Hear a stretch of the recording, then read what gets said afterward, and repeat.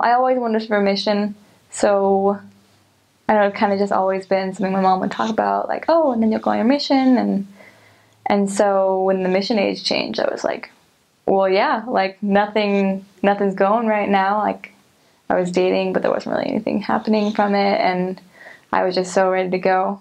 But I feel like I didn't take enough time to prepare, like, for the temple to make sure that I was ready for that. I only got to go like once before going to the MTC, and I feel like I would have really appreciated the time or come to understand the temple more before leaving, and it would have been a good experience.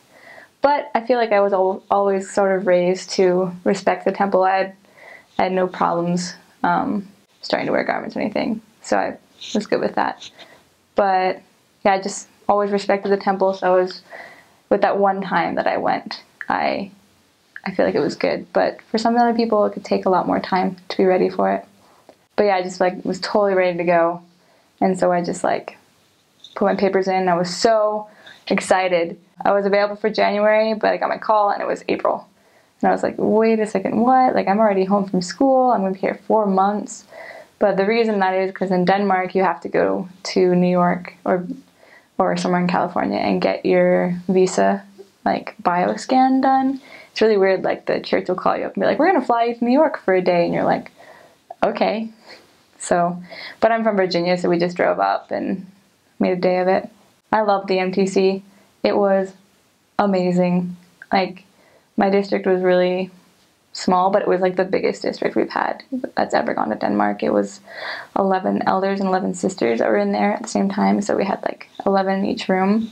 They've never ever had 2 districts of Danish missionaries.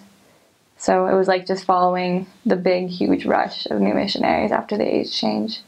And we had a blast. And I learned so much, but it was so hard. I think I definitely had an advantage, though, because I'd taken German, so I could, like, kind of learn languages a little better. But I feel like we were all kind of basically the same level. Like, there was a sister who had taken Danish for a semester because she had her call, and then there was ones who had never even, like, looked at anything Danish. And by the end, you know, we were all at the same level because we were all being taught by the Spirit in the same way.